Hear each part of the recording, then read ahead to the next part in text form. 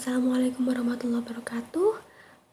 Sebelumnya, perkenalkan kami dari kelompok 8 yang beranggotakan saya sendiri, Firmaya Agustina, dengarkan saya Vivi Mustaqbiroh yang akan menjadi pemateri pada pertemuan hari ini. Alhamdulillah di siang hari ini kita masih diberikan kesempatan untuk belajar bersama mengenai bab menjaga kelestarian lingkungan. Nah, pada tema hari ini akan ada 3 topik yang akan menjadi pembahasan. Yang pertama itu pengertian kelestarian lingkungan. Yang kedua adalah dalil Al-Quran yang menjelaskan kelestarian lingkungan. Yang ketiga adalah hadis yang menjelaskan kelestarian lingkungan. Nah, yang pertama mengenai pengertian kelestarian lingkungan. Nah, lingkungan hidup sendiri merupakan salah satu sumber daya alam yang memiliki peran yang sangat strategis terhadap keberadaan makhluk ciptaan Allah. Nah, dalam KBBI pengertian lingkungan hidup ini artinya adalah segala sesuatu yang berada di sekeliling makhluk hidup yang mempunyai pengaruh timbal balik terhadap makhluk hidup. Nah, dalam lingkungan hidup sendiri terdapat beberapa makhluk hidup. Yang pertama, manusia, hewan, kemudian juga tumbuhan. Nah, pelestarian itu merupakan upaya mengabdikan, memelihara, dan melindungi sesuatu dari perubahan. Dalam bahasa Arab sendiri, pelestarian semakna dengan kata al-ibaah atau al-islah, yang mana berarti menjadikan sesuatu tetap pada tempatnya. Nah, di sini maksudnya itu pelestarian dengan menjaga lingkungan karena dilandasi rasa kasih sayang. Nah, di sini manusia sendiri dan juga lingkungan memiliki hubungan yang sangat erat. Oleh karena itu, manusia harus memiliki rasa tanggung jawab untuk menjaga kelestarian lingkungan. Nah, selanjutnya yaitu dalil Al-Quran terkait pelestarian lingkungan. Yang pertama yaitu surah Ar-Rum ayat 41. Artinya, telah nampak kerusakan di darat dan di laut disebabkan karena perbuatan tangan manusia, supaya Allah merasakan kepada mereka sebagian dari akibat perbuatan mereka agar mereka kembali ke jalan yang benar.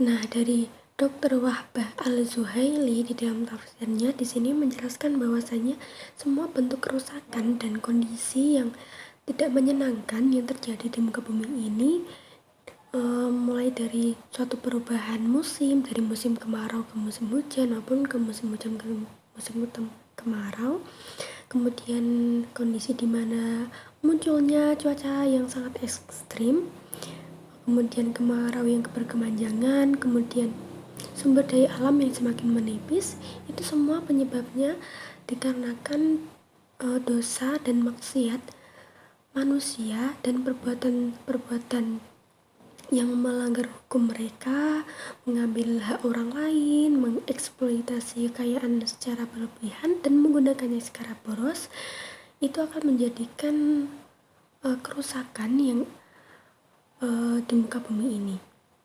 Misalnya, ada banyaknya pohon dan hutan itu ditebang, namun tidak ada usaha untuk reboisasi. Kemudian juga ada bukit dan gunung digali untuk menjadikan tempat tersebut pemukiman. Kemudian akibatnya akan menjadikan banyak musibah seperti banjir, tanah longsor, dan sebagainya. Nah, di sini manusia itu menjadi seseorang yang tidak bertanggung jawab sebagai khalifah yang telah Allah tentukan. Maka apabila manusia mengetahui bahwasanya ia seorang khalifah yang seharusnya memanfaatkan pikirannya untuk menjalankan tuntutan Allah untuk menjaga lingkungan, maka ia tidak akan mendapat malapetaka, gangguan kerusakan akibat ulahnya sendiri. Selanjutnya adalah Quran surat Al-A'raf ayat 56. Nah, di sini artinya, dan janganlah kamu membuat kerusakan di muka bumi sesudah Allah memperbaikinya, dan berdoalah kepadanya dengan rasa takut tidak akan diterima dan harapan yang akan dikabulkan. Sesungguhnya rahmat Allah amat dekat kepada orang-orang yang berbuat baik. Nah, isi kandungan dari Quran Surah Al-A'raf ayat 56 ini melarang untuk berbuat kerusakan di muka bumi, karena perbuatan itu termasuk perbuatan yang melampaui batas. Karena di sini Allah telah melakukan perbaikan kepada alam dengan cara mengutus para nabi dan rasul untuk meluruskan dan memperbaiki kehidupan di masyarakat, bahwasanya menjaga lingkungan itu sangat penting. Nah, dalam ayat ini secara tegas memberitahu bahwasanya adanya larangan keras untuk upaya memperparah kerusakan maupun merusak sesuatu yang seharusnya tidak dirusak. Nah, larangan ini termasuk dalam semua bidang, misalnya merusak pergaulan, merusak jasmani, merusak rohani orang lain, merusak sumber penghidupan, dan hal ini misalnya pertanian, perkebunan, perdagangan, merusak lingkungan hidup, dan sebagainya. Nah, apabila terjadi kerusakan pada lingkungan, maka seharusnya manusia itu bertanggung jawab.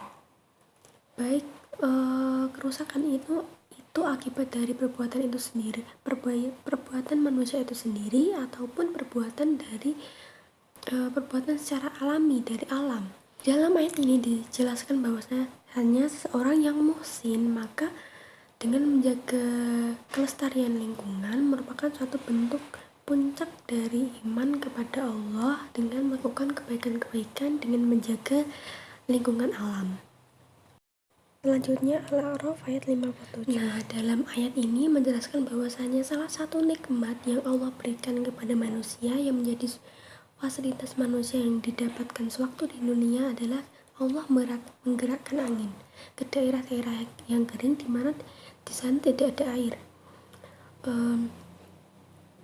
Karena disebabkan hujan yang tidak turun di daerah tersebut hingga waktu yang lama, hingga sumur-sumur mengering, kemudian bahkan penduduk di sana mengalami kehausan juga kekeringan. Nah, dengan Allah menggerakkan angin, di sini angin tersebut akan menjadi kumpulan awan yang kemudian menurunkan hujan lebat, sehingga tanah-tanah yang kering di sana akan menjadi tanah yang subur, yang menumbuhkan berbagai tumbuhan yang berlimpah, dari buah-buahan, kemudian sayur-sayuran, kemudian aneka kekayaan alam lainnya, yang tentunya bermanfaat bagi warga di sekitar daerah-daerah kering tersebut. Selanjutnya adalah Quran Surah Al-A'raf ayat 58, yang artinya, dan tanah yang baik tanamannya tumbuh subur dengan izin Allah, dan tanah yang tidak subur tanamannya hanya tumbuh merana.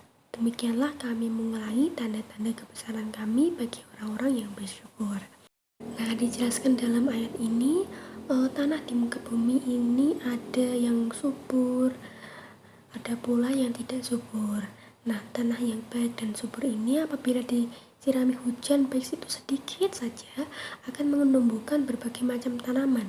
Sedangkan tanah yang tidak subur, tanah yang tidak baik, meskipun disirami hujan selebat apapun, namun tumbuh-tumbuhannya tidak menghasilkan apa-apa. Nah, dalam tafsir Al-Misbah, hal tersebut kemudian dijadikan perumpamaan terhadap sifat manusia, yang mana sifat manusia ada yang baik dan juga ada yang buruk. Manusia yang baik akan mendapat perlakuan khusus dari Allah dengan semakin dekat dengan Allah, kemudian dengan menjalankan kewajiban agama dan sunnah-sunnah Allah, yang kemudian di sini orang-orang yang baik tersebut akan mendapatkan izin dari Allah untuk menggunakan anugerah Allah dengan baik. Namun sebaliknya, apabila orang yang memiliki sifat yang yang tidak baik, kemudian Allah akan mendatangkan bencana dan siksa kepada mereka. Nah, dalam hal ini misalnya kerusakan alam terjadi oleh perilaku manusia maupun secara alami. Hendaknya di sini apabila kerusakan tersebut tetap dibiarkan, maka manusia sendiri itulah yang akan merasakan akibatnya. Nah, kemudian pesan yang bisa ditangkap dari ayat Al-A'raf ayat 58 ini adalah bahwasanya tanah yang subur dijadikan Allah sebagai sumber penghidupan manusia yang menyediakan segala bentuk kebutuhan pokok. Maka di sini manusia janganlah merusak kelestarian alam, karena Allah telah merubah tanah yang menjadi gersang menjadi tanah yang subur yang menghasilkan tumbuh-tumbuhan yang bermanfaat bagi manusia. Baik, selanjutnya ayat berkenaan dengan pelestarian lingkungan yaitu terdapat dalam Quran surat Al-Baqarah ayat 204 sampai dengan 206 yang memiliki arti, di antara manusia ada orang yang ucapannya tentang kehidupan dunia menarik hatimu dan dipersaksikannya kepada Allah atas kebenaran isi hatinya, padahal dia adalah penentang paling keras. Ketika dia berpaling maka berjalan di muka bumi untuk memusnahkan dan merusak tanaman dan binatang ternak. Allah tidak menyukai kerusakan. Apabila dikatakan kepadanya bertakwalah kepada Allah, maka bangkitlah kecongkakan atau kesombongan yang menyebabkan dosa. Maka cukuplah baginya balasan neraka jahanam dan merupakan seburuk-buruknya tempat tinggal. Oke, jadi ayat tersebut diturunkan berkaitan dengan orang munafik pada umumnya, yang mulutnya itu mengeluarkan kata-kata manis, tapi di dalam hatinya memendam permusuhan yang sangat banyak terhadap Nabi dan juga umat Islam. Untuk ayat 204 itu menggambarkan orang yang mulutnya manis, yang menyatakan iman dengan kesungguhan hatinya, bahkan sampai bersumpah dengan menyebut nama Allah bahwa dia itu beriman, tapi sebenarnya di dalam hatinya itu sangat ingkar, bahkan sangat membenci, memusuhi Islam. Maka kepalsuannya ini dibukakan oleh Allah Subhanahu wa taala. Kemudian ayat 205 itu menjelaskan tentang salah satu perilaku orang munafik, yaitu apabila sudah meninggalkan orang yang ditipu tadi, maka dia itu melakukan kerusakan, mengadu domba dan juga memecah belah persatuan dan menyalakan api permusuhan, sehingga terputuslah hubungan sesama muslim seperti kita ini dan juga terjadi pertumpahan darah. Dia itu juga merusak tanaman, buah-buahan, seperti yang dilakukan oleh Al-Ahnas waktu pulang dari peperangan Badar melewati Bani Zahra yang bersengketa dengan Bani Sakif. Pada malam harinya dia datang sembunyi-sembunyi lalu membakar lahan pertanian dan binatang ternak. Perilaku lainnya itu adalah menyebarkan isu negatif bahwa yang melakukan itu adalah musuh yang tadi bersengketa, seperti itu. Kemudian untuk ayat 206 itu menjelaskan bahwa jika mereka diperingatkan dan dinasehati agar bertakwa kepada Allah dan meninggalkan semua sifat-sifat buruknya, maka mereka marah, kemudian bangkit dan memperlihatkan kesombongannya dengan tidak segan untuk berbuat maksiat dan dosa. Sikap sombong itu merupakan gambaran tentang isi hati mereka yang kafir, bodoh dan tidak ada penalarannya terhadap dalil-dalil tanda-tanda kekuasaan Allah Subhanahu wa taala. Selanjutnya yaitu hadis berkenaan tentang pelestarian lingkungan. Di sini yang memiliki arti dari Anas radhiyallahu an berkata, Rasulullah bersabda, tidaklah seorang muslim yang menanam tanaman atau menanam tumbuhan kemudian memakan darinya burung atau manusia atau binatang, maka baginya pahala sedekah dari apa yang sudah dimakan tersebut. Itu merupakan hadis dari riwayat Bukhari dan juga Muslim. Di sini Imam Muslim menulis hadis ini dalam bab keutamaan menanam pohon dan juga tanaman. Sebagian ulama juga menyatakan bahwa profesi sebagai petani itu lebih mulia dibandingkan dengan profesi-profesi lainnya. Kenapa? Karena petani itu memberikan manfaat untuk orang lain dengan menyediakan bahan makanan untuk kita. Lah, tumbuh-tumbuhan pada umumnya itu kan mempunyai peranan yang sangat besar ya buat kelangsungan hidup manusia. Oksigen juga dibutuhkan oleh semua makhluk hidup yang diproduksi oleh siapa? Ya, oleh tumbuhan dan juga tanaman. Maka keberadaan hutan sebagai paru-paru dunia itu perlu dijaga kelestariannya. Selain itu, tumbuhan juga dapat mengurangi terjadinya resiko banjir dan juga tanah longsor. Belum lagi makhluk hidup seperti kita, manusia, yang mayoritas kan kelangsungan hidupnya tergantung pada tumbuhan ya, seperti burung juga, binatang ternak, seperti hal lainnya lah. Hadis ini itu menganjurkan agar kita itu rajin menanam pohon dan juga bercocok tanam. Karena apa? Karena itu memberikan dampak atau memberikan dampak positif untuk kehidupan kita sebagai makhluk hidup. Lah, dalam pengertian yang lebih globalnya, melestarikan alam itu merupakan salah satu bentuk ibadah sosial yang secara tidak sengaja kita itu telah ikut berperan aktif untuk memberikan donasi atau sedekah kita untuk kehidupan manusia dan juga untuk kehidupan makhluk hidup yang lainnya.